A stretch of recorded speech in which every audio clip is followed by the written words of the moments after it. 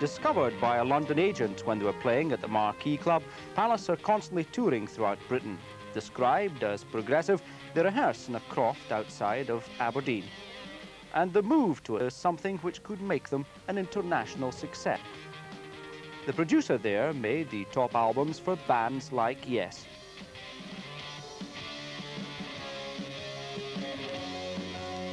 Graham Murray of Pallas is here in the studio.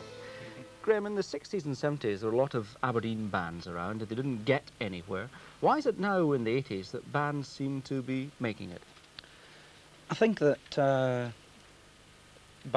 local bands, are far more aware of things that aren't the publicity side of things and having proper management. I think in the past bands were quite naive and felt that all they needed was the music and to go down to London and everything else would just happen. But I think it's a lot down to management and the approach to it, really. Now, the management, in fact, managed to get you this contract to go out to Atlanta. Tell me how that came about.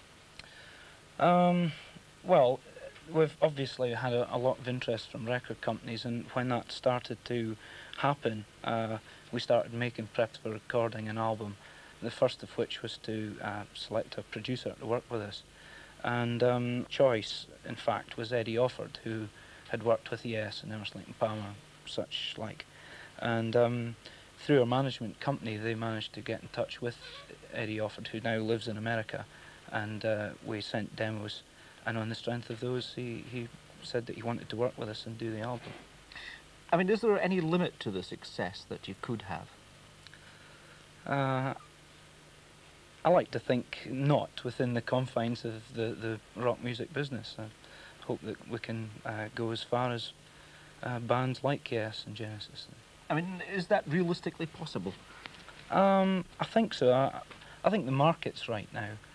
We've been through the new wave, the resurgence of the straightforward heavy metal bands, and there seems to be a lot of interest in our music nationwide. So what would happen? You go out there, you record the album. What happens? Is it released in America and Britain, or what? Well, primarily it'll be released in Britain first on EMI, who we expect to sign with quite soon, within the next week. And the album should be out early next year. It'll be released in Britain and Europe first, and then later in the year in America. Will you be using other musicians to back you up? Oh, absolutely not, no. Just the 5 members of the band. Now, is there a lot of untapped talent like yourselves around, or is it only the really talented bands that are making it? Oh, no, I don't think so. I think that the talent has to be coupled with an awareness of that are necessary within the music business to succeed. It's really a matter of having a professional approach to the whole thing now. I mean, you had a professional approach before you joined the band because you were a lawyer. If it all worked out badly, would you go back to the law? Well, of course, being a lawyer's useful in the music business, but I hope that we don't have to think about that one. Okay, thanks very much indeed.